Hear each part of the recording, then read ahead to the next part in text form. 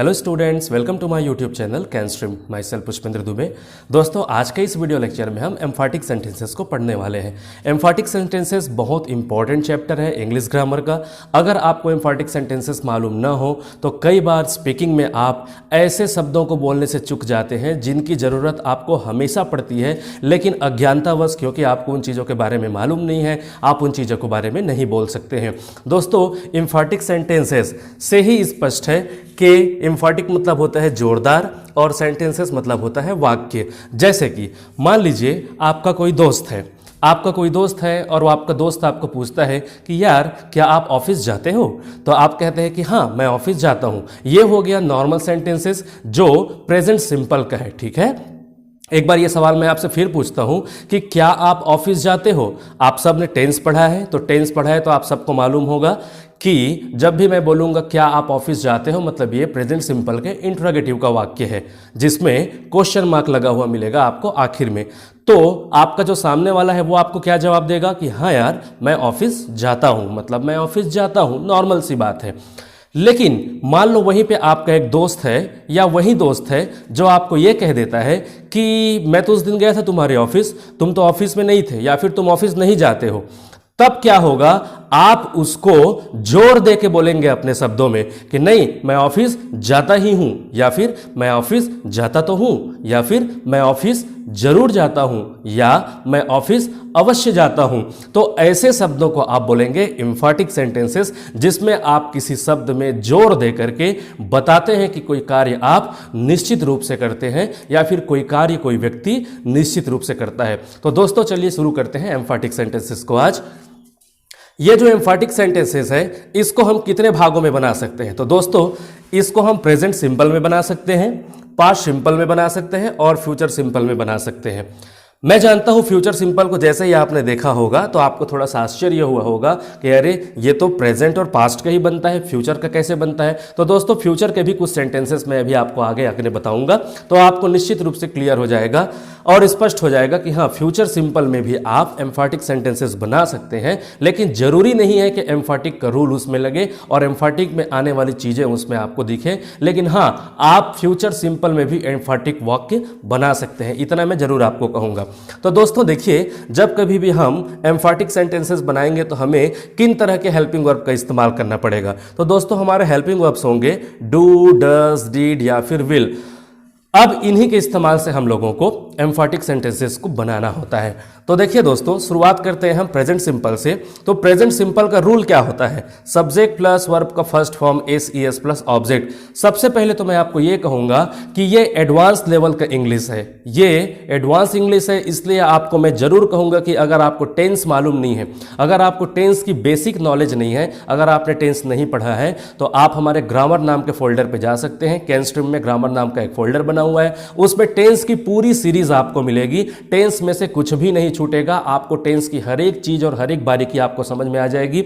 जब तक आपका बेसिक क्लियर नहीं होगा टेंस का, तब तक मैं आपसे रिक्वेस्ट करूंगा कि आप इस वीडियो लेक्चर को मत देखिए।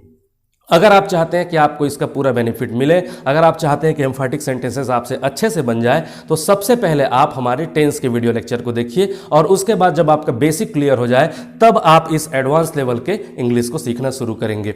तो मैंने अभी कहा कि ये प्रेजेंट सिंपल के रूल हैं। अब दोस्तों देखिए एम्फाटिक का क्या रूल होगा, subject plus do does plus main verb. इस एम वी का मतलब होता है मेन वर्ब, मतलब मुख्य क्रिया जो आपके वाक्य में आएगी। तो जो मुख्य क्रिया रहेगी आपके वाक्य में, उसके पहले ही आपको डू डज का इस्तेमाल करना है और उसके बाद ये हो गया ऑब्जेक्ट। अब आप थोड़ा सा कंफ्यूज हो सकते हैं कि सर ऐसा रूल तो हमने प्रेजेंट सिंपल के नेगेटिव में रूल नंबर 2 में देखा था, क्योंकि मेन वर्ब मतलब वही है, वर्ब का फर्स्ट फॉर्म जो वर्ब उसमें लगता है उसी को हम लोग बोलते हैं मेन वर्ब। अब रह गई बात डू डज की। तो दोस्तों इसमें आपको डिफरेंस कुछ नजर आ रहा होगा। वो डिफरेंस ये है कि ये जो डू डज था वो रूल नंबर 2 नेगेटिव में नहीं आता था। मैं मानता हूं कि रूल नंबर 2 नेगेटिव में सब्जेक्ट पहले आता है, लेकिन ये डू डज वहां पे नहीं आता था, यहां पे आते थे डोंट डजंट या फिर डू नॉट डज नॉट। लेकिन दोस्तों यहां पे डोंट डजंट है क्या, नहीं, यहां पे है डू डज और इन्हीं के दम पे आपको एम्फाटिक सेंटेंसेस बनाने हैं। तो ये हो गया आपका प्रेजेंट सिंपल का रूल और ये हो गया आपका एम्फाटिक का रूल। अब देखिए जो एग्जाम्पल मैंने लिया है एग्जाम्पल नंबर 1, ये किसके अंतर्गत दिया गया है? ये लिया गया है प्रेजेंट सिंपल के अंतर्गत। मैं तुम पर विश्वास करता हूं, तो सब्जेक्ट है आई, तो हमने आई लिख दिया। अब वर्ब क्या है? भरोसा करना, मतलब विश्वास करना, जिसको बोलते हैं बिलीव, तो हमने यहां पे लिख दिया बिलीव। अब किस पर? तो तुम पर, तो in you, I believe in you. ये हो गया प्रेजेंट सिंपल के वाक्य। अब दोस्तों मान लीजिए मैं आपसे कहता हूं, अभी आप मेरा एक वीडियो लेक्चर देख पा रहे हैं, मैं आपको कहता हूं कि मैं तुम पर विश्वास करता हूं या फिर मैं आप पर विश्वास करता हूं। सपोज करिए, मान लीजिए कि आप मुझे कहते हैं कि नहीं सर, आप मेरी बातों पर भरोसा नहीं करते, आप मुझ पर विश्वास नहीं करते हो। तब मैं आपको क्या कहूंगा? मैं अपनी बातों पर जोर डालूंगा। मैं जोर डाल के कहूंगा कि नहीं यार, मैं तुम पर भरोसा करता ही हूं, मैं तुम पर भरोसा अवश्य करता हूं, मैं तुम पर भरोसा जरूर करता हूं, मैं तुम पर भरोसा करता तो हूं। क्यों नहीं मानती हो तुम? मैं तो तुम पर भरोसा करता हूं। क्यों नहीं मानते हो तुम? मैं तो तुम पर भरोसा करता तो हूं। तो ये हो गए हमारे एम्फैटिक के वाक्य, जिसमें हमने जोर दे के सामने वाले को बताया कि हां मैं तुम पर भरोसा करता तो हूं। तो दोस्तों ऐसे सेंटेंसेस को हम एम्फैटिक के रूल के हिसाब से बनाते हैं। तो देखिए एम्फैटिक का रूल क्या कहता है?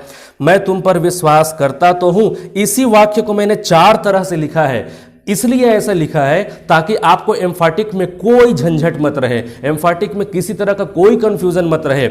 आमतौर पर मैंने भी कभी कहीं इंग्लिश पढ़ा या फिर मुझे भी स्कूल में कभी बताया गया एम्फैटिक के साथ, तो हमको सिर्फ ये बताया गया कि मैं तुम पर विश्वास करता तो हूं, इतना ही बताया गया। और इसी वजह से हम आज तक कंफ्यूजन में थे कि एम्फैटिक के वाक्य ऐसे भी हो सकते हैं, जो मैंने और बाकी 3 एग्जांपल्स आपके लिए लिख रखे हैं। अब देखिए दोस्तों एम्फैटिक का वाक्य कैसे कैसे बन सकता है। पहले सिंपल के वाक्य को एक बार और दोहरा दूं, मैं तुम पर विश्वास करता हूं। अब इसी वाक्य को एम्फैटिक में कैसे बनाएंगे? मैं तुम पर विश्वास करता तो हूं, मैं तुम पर विश्वास करता ही हूं, मानो मेरी बात, मैं तुम पर विश्वास करता ही हूं।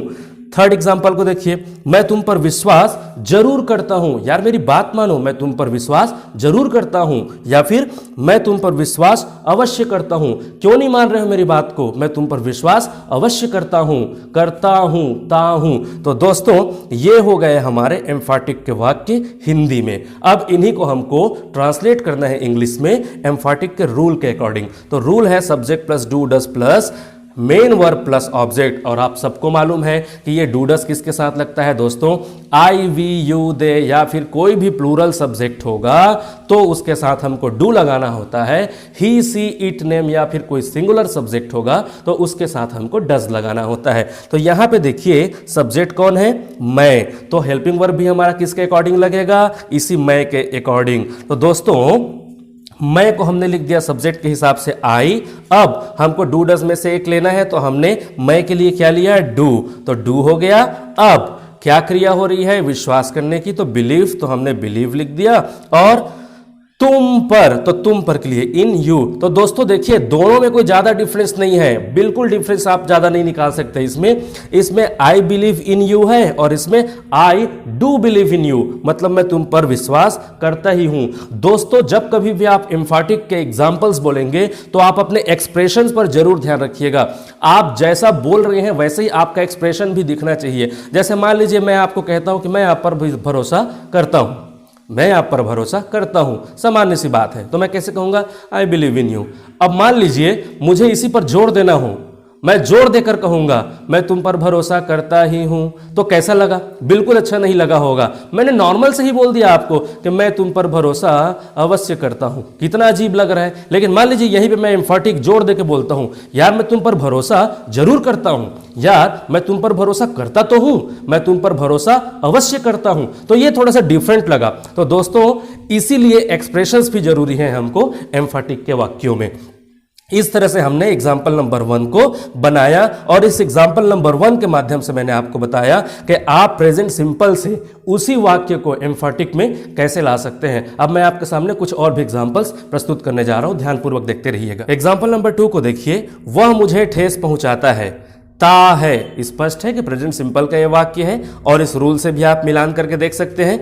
ही सब्जेक्ट हो गया और हर्ट मतलब होता है ठेस पहुंचाना, साथ में क्या जुड़ा है, एस या ई एस, तो एस जुड़ गया है और साथ में ऑब्जेक्ट है मुझे तो मी। दोस्तों ये हो गया प्रेजेंट सिंपल के वाक्य। इसी को हमें एम्फाटिक बनाना है, तो कौन से रूल से हम बनाएंगे, इस रूल के मुताबिक हम लोग बनाएंगे। तो ये रूल क्या कहता है, पहले सब्जेक्ट लगाओ। तो दोस्तों हमने सब्जेक्ट के रूप में क्या लगा दिया इसमें, ही। अब दोस्तों हेल्पिंग वर्ब हमको क्या लेना है, डज, क्योंकि आपको मालूम है ना कि अगर सब्जेक्ट के रूप में ही सी इट नेम सिंगुलर हो तो डज लगाना है। ये सब आपके टेंस में है, आप टेंस को जाके क्लियर कीजिए। मैं बार बार आपको कहूंगा, यदि आपका बेसिक क्लियर नहीं होगा तो इसको आप मत देखिए। अब देखिए यहां पे डज लग गया, इसके कारण चूंकि ये सब्जेक्ट है ही, तो ही के साथ डज लगाते हैं, हमने डज लगा दिया। अब यहां पे देखिए चेंजेस क्या आया है, हर्ट से ये क्या हो गया है, हर्ट, हर्ट्स, ऊपर में देखिए हर्ट्स और यहां पे हर्ट, क्योंकि दोस्तों जब कभी हम किसी भी सेंटेंस में हेल्पिंग वर्ब के रूप में डू डज लगाते हैं तो उसमें से वर्ब से हमको एस या ई एस को हटाना पड़ता है। तो इसलिए हमने एस ई एस को हटा दिया, क्योंकि इसमें का एस ई एस कौन रख लिया, ये डज रख लिया। चूंकि ये डू और डज में से डज लगा दिए तो हर्ट में से एस ई एस हमने यहां पे लगा दिया। अब ये क्या है, ऑब्जेक्ट, ऑब्जेक्ट क्या है, मी, तो आपका ऑब्जेक्ट नहीं बदला। अब ये जो पहला एग्जाम्पल है वह मुझे ठेस पहुंचाता है, इसको आप कितने तरह से बोल सकते हैं, देखिए वह मुझे ठेस पहुंचाता तो है, मतलब पहुंचाता है, निश्चित रूप से पहुंचाता है। दूसरा, वह मुझे ठेस पहुंचाता ही है, मतलब कुछ भी हो जाए लेकिन वह मुझे ठेस पहुंचाता ही है। तीसरा एग्जाम्पल देख लीजिए कि वह मुझे ठेस अवश्य पहुंचाता है, मतलब जरूर पहुंचाता है। और चौथा हो सकता है कि वह मुझे ठेस जरूर पहुंचाता है। तो कुल मिला के क्या हुआ कि इसके चार भाग बने। पहला था इसका एग्जाम्पल, वह मुझे ठेस पहुंचाता है, ये नॉर्मल वाक्य था सिंपल का। जब इसका हमने एम्फाटिक बनाया तो हमने इसको चार तरह से बोला, वह मुझे ठेस पहुंचाता तो है, वह मुझे ठेस पहुंचाता ही है, वह मुझे ठेस जरूर पहुंचाता है, या फिर वह मुझे ठेस अवश्य पहुंचाता है। वैसे ही एग्जाम्पल नंबर 3 को देखिए, हम रोज मंदिर जाते हैं, भाई कुछ भी हो जाए लेकिन हम मंदिर जाते हैं। तो दोस्तों हम रोज मंदिर जाते हैं, ये प्रेजेंट सिंपल के रूल के हिसाब से ट्रांसलेट हुआ है। We go to temple daily, ये नॉर्मल वाक्य है। अब इसको जब एम्फाटिक बनाएंगे तो हम सब्जेक्ट के रूप में लिख देंगे हमको वी। अब डू डज में से क्या लगना है, डू लगना है। अब क्या क्रिया हो रही है, जाने की, तो जाने को हम लोग बोलते हैं गो, तो हमने यहां पे गो लगा दिया। अब कहां जाते हैं, टू टेम्पल, और कब जाते हैं, तो रोज जाते हैं, तो डेली। तो सेंटेंस बन गया we do go to temple daily. हम रोज मंदिर जाते तो हैं, हम रोज मंदिर अवश्य जाते हैं, हम मंदिर रोज जरूर जाते हैं, और हम मंदिर जाते ही हैं, चाहे कुछ भी हो जाए हम मंदिर जाते ही हैं। इसमें आप इसको एम्फसाइज कर रहे हैं, मतलब इसमें आप जोर लगा रहे हैं। वैसे एग्जाम्पल नंबर 4 को देख लीजिए, वह सुबह नहाती है, नॉर्मल वाक्य है प्रेजेंट सिंपल का। सी टेक्स बाथ, अब यहां पे मैंने टेक्स बाथ लिखा है तो आप आश्चर्यचकित मत होइएगा, क्योंकि आपको मैंने अभी तक बताया था सी बाथ्स या फिर ही बाथ्स। लेकिन दोस्तों अच्छे शब्दों में अगर आपको लिखना है, मॉडर्न इंग्लिश में, एडवांस इंग्लिश में आपको लिखना है, तो आई एम बाथिंग को आप बोल सकते हैं आई एम टेकिंग बाथ, या फिर वह नहा रहा है, वह नहा रहा है को आप इंग्लिश में क्या बोलेंगे, ही इज बाथिंग। इसी को आप और क्या बोल सकते हैं, ही इज टेकिंग बाथ। तो एक अच्छी इंग्लिश का इस्तेमाल किया गया है यहां पे, she takes bath in the morning. तो दोस्तों ये हो गया वह सुबह नहाती है के लिए। अब इसी को हमको जोड़ डालना है कि वह सुबह नहाती तो है, वह सुबह जरूर नहाती है, वह सुबह अवश्य नहाती है, या फिर वह सुबह नहाती ही है। तो उसके लिए हम लोग लगाएंगे she does take bath in the morning. अब इसको तो आप समझ गए होंगे, यहां पे डज लगा क्योंकि ही सीट नेम के साथ डज लगता है, और टेक्स में से एस को हमने हटा के क्या लिख दिया, इसको टेक, क्योंकि इसका एस कहां चला गया, इसके पास चला गया। इस तरह से हम प्रेजेंट सिंपल के अंतर्गत एम्फाटिक सेंटेंसेस को बनाते हैं। अब चलिए देखते हैं पास्ट सिंपल के अंतर्गत हम लोग एम्फाटिक सेंटेंसेस को कैसे बनाएंगे। पास्ट सिंपल के अंतर्गत हम लोगों को इसका रूल सबसे पहले देखना होगा। इसका रूल होता है सब्जेक्ट प्लस वर्ब का सेकंड फॉर्म प्लस ऑब्जेक्ट, आपने इसको टेंस में पढ़ा है। और एम्फाटिक में इसका रूल होता है subject plus did plus verb का फर्स्ट फॉर्म प्लस ऑब्जेक्ट। आपको बिल्कुल ध्यान रखना होगा, इसका हेल्पिंग वर्ब है डीड, और आपको वर्ब का फर्स्ट फॉर्म लगाना है। जब आप सिंपल पढ़ते हैं तो उसमें आपको वर्ब का सेकंड फॉर्म लगाना होता है, लेकिन जब आप एम्फाटिक पढ़ेंगे तो आपको इसमें वर्ब का फर्स्ट फॉर्म लगाना है। मैं रोज अंग्रेजी सीखता था, ठीक है, हम रोज अंग्रेजी सीखते थे या फिर मैं रोज अंग्रेजी सीखता था, ये नॉर्मल वाक्य है। अब इसको हम लोग पास्ट सिंपल के रूल के हिसाब से बनाएंगे तो क्या हो जाएगा, मैं को बोलेंगे आई, तो हमने आई लिख दिया, वर्ब का सेकंड फॉर्म है तो वर्ब क्या है इसमें सीखना, तो सीखने के लिए हमने लर्नड लिख दिया। अब किसको सीखना है, अंग्रेजी को, तो हमने इंग्लिश लिख दिया। कब सीखते थे, रोज, तो हमने यहां पे डेली लिख दिया। ये सिंपल सेंटेंस था, ठीक है, आई लर्न इंग्लिश डेली। अब इसी को हमको जोर दे के बोलना है। कैसे बोलना है, मैं रोज अंग्रेजी सीखता तो था, या फिर मैं रोज अंग्रेजी सीखता ही था, चाहे कुछ भी हो जाए मैं रोज अंग्रेजी सीखता ही था। कोई भी काम हो मैं सारे काम छोड़ देता था, लेकिन अंग्रेजी में कुछ न कुछ जरूर सीखता था, तो मैं अंग्रेजी सीखता ही था। अब उसी को हम लोग कैसे बोल सकते हैं, और मैं अंग्रेजी रोज जरूर सीखता था, या फिर मैं रोज अंग्रेजी जरूर सीखता था, या फिर मैं रोज अंग्रेजी अवश्य सीखता था। तो कुल मिला के इस एग्जाम्पल को हम लोग जब एम्फेटिक में लेते हैं तो हम उसको कितने प्रकार से बोल सकते हैं, जितने प्रकार से हम जोर डाल सकते हैं उतने प्रकार से हम बोल सकते हैं। तो इसको ट्रांसलेट करिए चलिए एम्फेटिक के हिसाब से, या इसको कन्वर्ट करें, ऐसा भी कह सकते हैं। तो देखिए आई को तो हमने आई ही लिख दिया। अब इसका रूल ने सबसे पहले क्या कहा कि डिड लगाओ, तो हमने यहां पे डिड लगा दिया। वर्ब का फर्स्ट फॉर्म, तो इसमें देखिए जब ये सिंपल था तो उसमें वर्ब का सेकंड फॉर्म लगा था लर्न, लेकिन हमको वर्ब का फर्स्ट फॉर्म लेना है एम्फेटिक में, तो हमने वर्ब का फर्स्ट फॉर्म लगा दिया लर्न, और इंग्लिश को इंग्लिश लिख दिया, डेली को डेली। बन गया सेंटेंस। अब क्या बन गया ये, I did learn English daily, मैं रोज अंग्रेजी सीखता तो था, या फिर जरूर सीखता था, अवश्य सीखता था, सीखता ही था। एग्जाम्पल नंबर 2 को देखिए, मैं पूजा पाठ करता था। बहुत छोटा सा सेंटेंस है देखने में आपके लिए। ये मैं को बोलते हैं आई, और ये देखिए सिंपल में ट्रांसलेट कर रहे हैं इसको अभी हम लोग। ये जो ब्लैक में जितना भी आपको लिखा मिल रहा है ये सारे ब्लैक आपका सिंपल है, और जो ब्लू दिख रहा है आपको ये एम्फेटिक है। अब देखिए मैं पूजा पाठ करता था में मैं सब्जेक्ट है तो आई लिख दिया, और पूजा पाठ करना अपने आप में क्रिया है जिसको बोलते हैं वर्शिप, और उसका सेकंड फॉर्म लेना है इसलिए हमने लिख दिया वर्शिप्ड।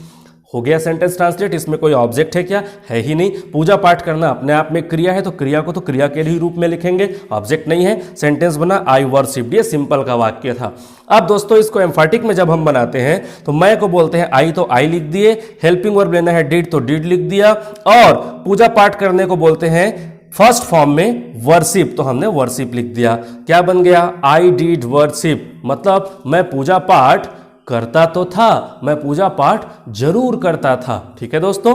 एग्जाम्पल नंबर 3 को देखिए, उसने पैसे लिए। मान लीजिए आप कहीं पे जा रहे हैं, आप सड़क पे जा रहे हैं, मान लीजिए वहां पे आपको आरटीओ दिख गया, आरटीओ ने कहा लाइसेंस दिखाओ, आपके पास लाइसेंस नहीं है, तो आप सामान्य भाषा में कहते हैं कि यार उसने पैसे लिए, मतलब उसने मुझसे पैसे लिए। आप अपने दोस्त को बता रहे हैं तो आपका दोस्त कहता है कि यार वो आपको नहीं पहचानता, पहचानता होगा, निश्चित रूप से पहचानता होगा, तो वो पैसे तुमसे कैसे लिया होगा, वो तुमसे पैसे नहीं ले सकता। तब आप उसमें जोर डाल करके बोलते हैं कि नहीं यार उसने पैसे ले ही लिए, या फिर उसने पैसे लिए तो, या फिर उसने पैसे जरूर ले लिए, या फिर उसने पैसे अवश्य ले लिए मुझसे। तो उसको आप एम्फेटिक के रूप में कैसे बोलेंगे कि ही डिड टेक मनी। पहले तो इसको देख लीजिए, सिंपल में है ये ही टुक मनी, ये सिंपल का वाक्य है। जब इसी को आप एम्फेटिक में बोलेंगे तो ही को ही लिखेंगे।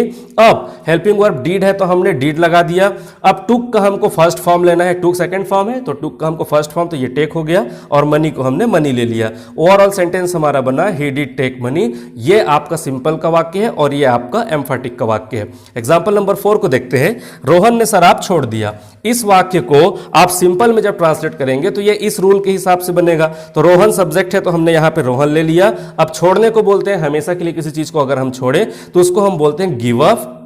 गिव अप का सेकंड फॉर्म होता है गेव अप, तो इसलिए हमने यहां पे गेव अप लिख दिया। अब शराब को हम बोलेंगे एल्कोहल, तो हमने यहां लिख दिया एल्कोहल। सेंटेंस क्या बना, रोहन गेव अप एल्कोहल। ये पास्ट सिंपल का वाक्य है। इसको हम जब एम्फेटिक में लेते हैं तो इस रूल के हिसाब से हमको बनाना होगा। रूल है subject plus did plus verb का फर्स्ट फॉर्म प्लस ऑब्जेक्ट, और उसके अकॉर्डिंग जब हम इसको कन्वर्ट करते हैं तो कन्वर्ट करते वक्त क्या करेंगे, हम रोहन को रोहन लिख सकते हैं। हालांकि यहां पे मैंने ही लिख दिया है, इसको आप चाहे तो रोहन लिख सकते हैं। अब रोहन को हमने रोहन लिख दिया। अब हेल्पिंग वर्ब के रूप में हम किसको लेंगे, डिड को, तो हमने डिड लिख दिया। अब गेव अप का फर्स्ट फॉर्म चाहिए तो गेव अप का फर्स्ट फॉर्म होता है गिव अप, और इसका मतलब होता है छोड़ना, तो हमने गिव अप ले लिया। और एल्कोहल को हमने लिख दिया एल्कोहल। सेंटेंस क्या बना, he did give up alcohol. Overall हमने प्रेजेंट सिंपल और पास्ट सिंपल के वाक्यों को सिंपल से एम्फेटिक में कन्वर्ट कर लिया है। अब हम देखते हैं फ्यूचर सिंपल के सेंटेंसेस को। अब आइए अब हम देखते हैं कि फ्यूचर सिंपल में क्या हम एम्फैटिक सेंटेंसेस बना सकते हैं। तो दोस्तों इसका जवाब होगा नहीं, हम एम्फैटिक सेंटेंसेस ग्रामेटिकली तो नहीं बना सकते, लेकिन आवश्यकता के हिसाब से, जरूरत के हिसाब से जरूर बना सकते हैं। मेरे कहने का मतलब क्या है, मैं आपको बार बार एक ही चीज कहूंगा कि जरूरत अलग चीज है और उसमें ग्रामर का करेक्शन अलग चीज है। ग्रामेटिकली तो प्रेजेंट सिंपल और पास्ट सिंपल का ही एम्फैटिक सेंटेंसेस बनते हैं, लेकिन फ्यूचर सिंपल में भी हम लोग कुछ एम्फैटिक वाक्य बोलते हैं। जैसे देखिए यहां पे आप महसूस करिएगा, मैं तुमसे शादी करूंगा। अब इसको आप लोग एम्फैटिक में कैसे बोलेंगे, जोर डालेंगे, अरे यार मैं तुमसे शादी जरूर करूंगा, मैं तुमसे शादी करूंगा ही, या फिर मैं तुमसे शादी अवश्य करूंगा, या मैं तुमसे शादी करूंगा तो। तुमको ऐसा क्यों लगता है कि मैं नहीं करूंगा, मैं तुमसे शादी करूंगा तो, जरूर करूंगा। तो ये हुआ ना एम्फैटिक सेंटेंसेस। वैसे ही हम पार्टी में जाएंगे, अब इसको एम्फैटिक में ले, हम पार्टी में जरूर जाएंगे, हम पार्टी में अवश्य जाएंगे, हम पार्टी में जाएंगे ही, हम पार्टी में जरूर जाएंगे। तो कुल मिला के आपको एम्फैटिक लगा। तो ऐसे वाक्यों के लिए आप क्या करेंगे, श्योरली या फिर सर्टेनली लगा करके हेल्पिंग वर्ब और मेन वर्ब के बीच में आप एक एडवर्ब फॉर्म लगा के, मतलब श्योरली या फिर सर्टेनली लगा के आप इसका निश्चित रूप से बना सकते हैं एम्फैटिक वाक्य। तो दोस्तों इन्हीं के इस्तेमाल से हमको एम्फैटिक सेंटेंसेस अब इसमें बनाने हैं। मैं बार बार कहूंगा, ग्रामेटिकली अगर आप सोचें तो प्रेजेंट सिंपल, पास्ट सिंपल का ही हम बनाते हैं एम्फैटिक वाक्य, लेकिन अगर आप आवश्यकता के हिसाब से देखें तो फ्यूचर सिंपल का भी इनके मदद से हम बना सकते हैं एम्फैटिक वाक्य। तो पहला एग्जांपल है, मैं तुमसे शादी करूंगा, आई विल मैरी यू। यह सिंपल का रूल के हिसाब से बना है। अब I will certainly marry you, अब ये रूल इसके हिसाब से बना है। देखिए एम्फैटिक का रूल क्या है, सब्जेक्ट, तो सब्जेक्ट हो गया आई, विल तो विल। अब यहां पे श्योरली या फिर सर्टेनली में से किसी का भी चुनाव कर सकते हैं आप, इसमें आपको कोई डाउट नहीं रखना है। मैंने कहीं पे सर्टेनली लिया है, कहीं पे श्योरली लिया है, वो मैंने अपनी इच्छा से लिया है, आप भी अपनी इच्छा से कुछ भी ले सकते हैं। तो मैंने लगाया है सर्टेनली यहां पे, तो सर्टेनली हो गया। अब शादी करने को बोलते हैं मैरी, तो मैरी हो गया। तुम को बोलते हैं यू, तो हमने यू लिख दिया। अब सेंटेंस क्या बन गया, I will certainly marry you, मैं तुमसे शादी जरूर करूंगा। अब देखो एग्जांपल नंबर 2, हम पार्टी में जाएंगे, we will go in the party. अब इसी को हम लोगों ने एम्फैटिक में बनाया, we will surely go in the party, हम पार्टी में अवश्य जाएंगे। एग्जांपल नंबर 3 को देखिए, वे हमें आमंत्रित करेंगे, दे विल इनवाइट अस। ये कौन सा बना, इस रूल के हिसाब से बना। अब इसी को अगर हम लोग एम्फैटिक में लेंगे तो दे विल श्योरली इनवाइट अस, वो हमें आमंत्रित जरूर करेंगे। वैसे ही देखिए एग्जांपल नंबर 4 को, मैं आपको कॉल करूंगा, सामान्य सी बात है, आई विल कॉल यू, ये फ्यूचर सिंपल का वाक्य है, लेकिन मैं आपको कॉल जरूर करूंगा, मैं आपको कॉल करूंगा तो, मैं आपको कॉल करूंगा ही, या फिर मैं आपको कॉल अवश्य करूंगा। तो इसके लिए आप बोलेंगे I will surely call you, मैं आपको कॉल जरूर करूंगा। तो दोस्तों इस तरह से हम लोगों ने फ्यूचर सिंपल के अंतर्गत भी एम्फैटिक सेंटेंसेस बनाना शुरू किया। अब हम देखते हैं कुछ पोसेसिव के वाक्य, कि पोसेसिव के वाक्यों को हम लोग कैसे एम्फैटिक सेंटेंसेस के रूप में लेते हैं। दोस्तों पोसेसिव का मतलब होता है अधिकार जताने वाले वाक्य। मतलब इसके अंदर हम ऐसे सेंटेंसेस बोलते हैं जिसमें हम अधिकार जताते हैं कि कोई चीज हमारे पास है, या कोई चीज हमारे पास था, या कोई चीज हमारे पास होगा। तो उसके लिए देखिए हमने किसका इस्तेमाल करना है हेल्पिंग वर्ब के रूप में, वही helping verb do, does, did या फिर विल, उसी हेल्पिंग वर्ब का इस्तेमाल हम लोग तीनों टेंस के लिए फिर से करेंगे। अब देखिए अगर हमारा जो पोसेसिव वाक्य है वो प्रेजेंट टेंस में होगा, मतलब प्रेजेंट में होगा, वर्तमान में होगा, तो वर्तमान के लिए हमारा फॉर्मूला क्या होगा या रूल क्या होगा, तो उसका रूल होगा subject plus has have plus object. ठीक है दोस्तों, ये नॉर्मल वाक्य लिख लिए है, जैसे कि यहां पे लिखा है आई हैव अ कार, ये एक पोसेसिव वाक्य है, मेरे पास एक कार है, मैं अपना अधिकार जता रहा हूं उसमें, मैं बता रहा हूं आपको अपने अधिकार के बारे में कि कोई चीज मेरे पास है, तो क्या है, आई हैव अ कार। तो देखिए इसी रूल के हिसाब से ये बना है, सब्जेक्ट आई, हैज हैव में से हैव और ऑब्जेक्ट के रूप में अ कार। लेकिन दोस्तों इसी को अगर हमको पोसेसिव में लिखना हो, लेकिन कब? एम्फाटिक बना के, मतलब एम्फाटिक हमको पोसेसिव बनाना है, अधिकार को हमको ऐसे जताना है कि वो जरूर है। हो सकता है कोई हम पर विश्वास नहीं कर रहा हो, जैसे मैंने कहा कि आई हैव अ कार, मेरे पास एक कार है, तो हमारे ऊपर किसी ने विश्वास नहीं किया कि हमारे पास कार है कि नहीं है, तो हम उसको बताते हैं, उस व्यक्ति को बताते हैं कि नहीं यार मेरे पास कार जरूर है, या फिर मेरे पास कार है, तो मेरे पास कार है ही, या फिर मेरे पास अवश्य है कार, मेरे पास कार अवश्य है। तो ऐसे शब्दों को जताने के लिए हम लोग एम्फाटिक का इस्तेमाल करते हैं। तो ये जो ब्लैक में जितने भी रूल दिख रहे हैं आपको ब्लैक कलर में, ये सभी नॉर्मल रूल्स हैं, पास्ट, प्रेजेंट और फ्यूचर के। लेकिन ये जो ब्लू कलर में आपको दिख रहे हैं, ये सारे के सारे एम्फाटिक के रूल हैं। तो दोस्तों अगर प्रेजेंट में नॉर्मल सेंटेंसेस का रूल होगा subject plus has have plus object, तो एम्फाटिक का रूल होगा subject plus do does plus have plus object. Past का रूल होगा नॉर्मल में subject plus had plus object, तो एम्फाटिक में इसका रूल होगा subject plus did plus have plus object. Future में इसका रूल होगा subject plus shall will plus have plus object, तो एम्फाटिक में होगा subject plus shall will plus surely या फिर सर्टेनली फिर हैव प्लस ऑब्जेक्ट। एक बार रिपीट करता हूं, subject plus shall will plus surely या फिर certainly plus have plus object. तो दोस्तों इसी के अकॉर्डिंग हमको सेंटेंसेस को बनाना है। देखिए प्रेजेंट टेंस में नॉर्मल सेंटेंस क्या कहता है कि आई हैव अ कार, मेरे पास एक कार है, तो आई हैव अ कार, इस रूल के हिसाब से। अब इसी को एम्फाटिक में लेना है तो इस रूल के हिसाब से बनाएंगे। आई हमने सब्जेक्ट को लिख दिया, चूंकि मैं के लिए आई लिखेंगे या फिर मेरे, ठीक है। तो मेरे पास एक कार है, आई हैव अ कार, तो हमने आई को आई लिख दिया। अब हमको इसमें क्या लेना है, हेल्पिंग वर्ब एम्फाटिक के लिए डू, तो हमने डू ले लिया। अब हैव तो हैव हमने ले लिया, अकार तो हमने अकार ले लिया। अब दोस्तों ये सेंटेंस तो बड़े नॉर्मल ढंग से हमने ट्रांसलेट कर लिया या फिर कन्वर्ट कर लिया।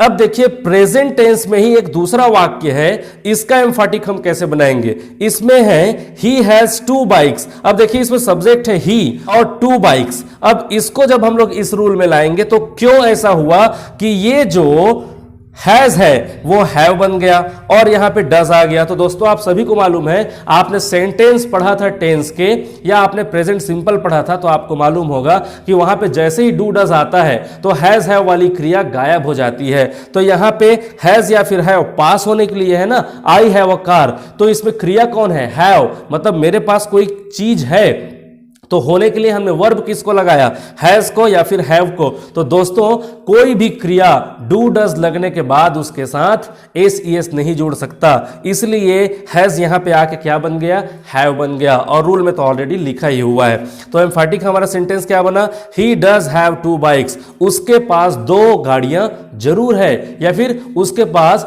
2 बाइक जरूर है, या फिर उसके पास 2 बाइक है, तो या फिर उसके बाद 2 बाइक है ही। तो ये इसका मतलब निकला। पास्ट टेंस में देखिए कैसे बनाएंगे सेंटेंसेस। तो दोस्तों पास्ट टेंस का एक वाक्य है ही हैड मनी, देखिए इसका रूल लिखा हुआ है subject plus had plus object, उसके पास पैसे थे। अब इसी का एम्फाटिक हमको बनाना है, तो हम कैसे बोलेंगे, उसके पास पैसे जरूर थे, उसके पास पैसे थे तो, या फिर उसके पास पैसे जरूर थे, अवश्य थे, उसके पास पैसे थे ही।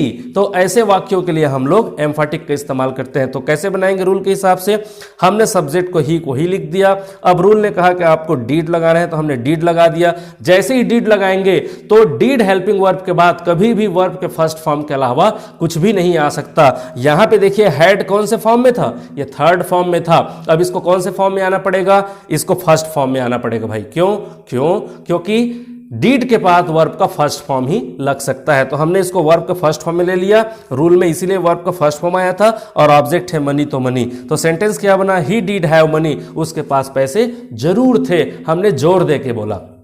एग्जाम्पल नंबर 3 को देखिए, पास्ट टेंस में ही है ये भी, यू हैड 3 डॉग्स, तुम्हारे पास 3 कुत्ते थे।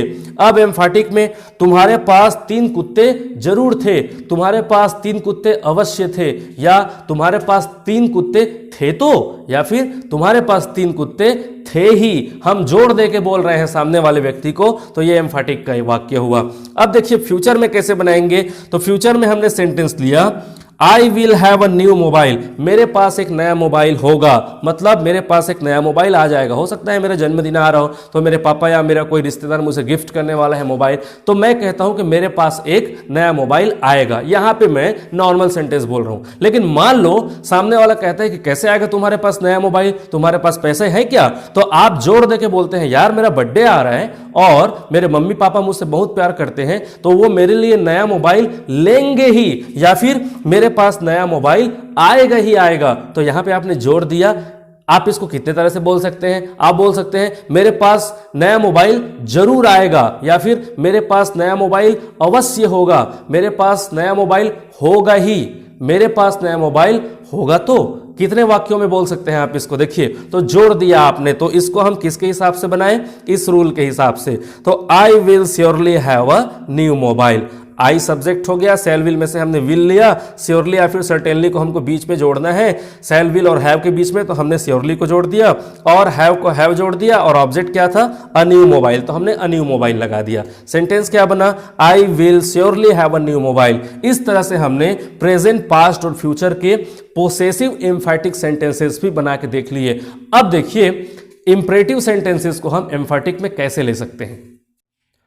दोस्तों, इंपरेटिव का रूल होता है वर्ब का फर्स्ट फॉर्म प्लस ऑब्जेक्ट। देखिए, इंपरेटिव एक नॉन ग्रामेटिकल आइटम होता है जिसका रूल होता है वर्ब का first form plus object. Imperative का मतलब होता है या तो आज्ञा सूचक, जिसमें हम लोग आज्ञा देते हैं, या फिर किसी से हम लोग निवेदन करते हैं, रिक्वेस्ट करते हैं। तो दोस्तों, आज्ञा देने के लिए भी और रिक्वेस्ट करने के लिए भी, मतलब ऑर्डर देने के लिए भी और रिक्वेस्ट करने के लिए भी हम इंपरेटिव के सेंटेंसेस का इस्तेमाल करते हैं, जिसका रूल होता है वर्ब का फर्स्ट फॉर्म प्लस ऑब्जेक्ट। आप इंपरेटिव वाक्यों का इस्तेमाल कैसे करते हैं? आप किसी व्यक्ति को कहते हैं घर आइए, अरे भाई इतने दिनों में आए हैं, घर आइए, तो घर आइए आपका एक निवेदन है, या फिर चाय लीजिए, आप हमारे घर आए हैं तो चाय लीजिए, या आपके तरफ से एक निवेदन होता है उनको। वैसे ही बाजार जाओ, ये एक ऑर्डर है। हो सकता है आपके घर में कोई छोटा बच्चा हो, उसको आप ऑर्डर देते हैं, कह रहे सब्जी खत्म हो गया है, बाजार जाओ, यह आपका ऑर्डर है।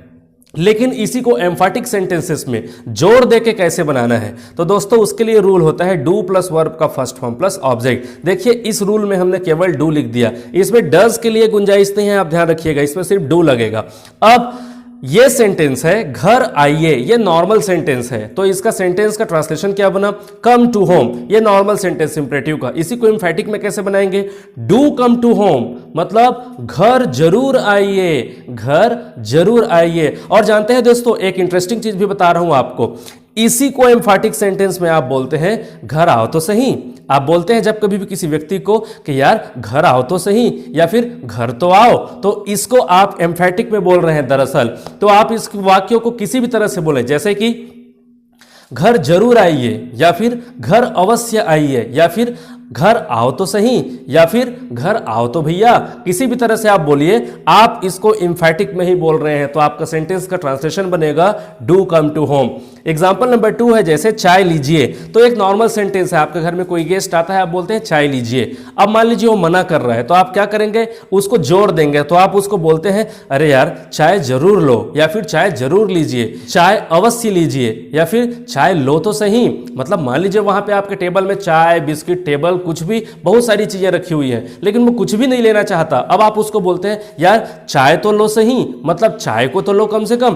तो आप उसको दो तरह से बोलते हैं, एटलीस्ट टेक यू टी, आप बोलते हैं ना यार कम से कम चाय तो पियो, लेकिन उसी को आप बोलते हैं मान लीजिए कि चाय लो तो सही, मतलब चाय पीकर तो देखो, चाय लो तो उसके लिए आप इस्तेमाल करते हैं डू टेक टी, मतलब चाय जरूर लीजिए। एग्जाम्पल नंबर 3 है बाजार जाओ, जैसे कि मैंने कहा ये ऑर्डर में है, तो आप कहेंगे गो टू मार्केट। अब इसी को मान लीजिए बच्चा कहता है कि मैं नहीं जाऊंगा, मैं बिल्कुल नहीं जाऊंगा, तो आप जोर देके उनको बोलते हैं डू गो टू मार्केट, बाजार जरूर जाओ क्योंकि सब्जियां खत्म हो गई है।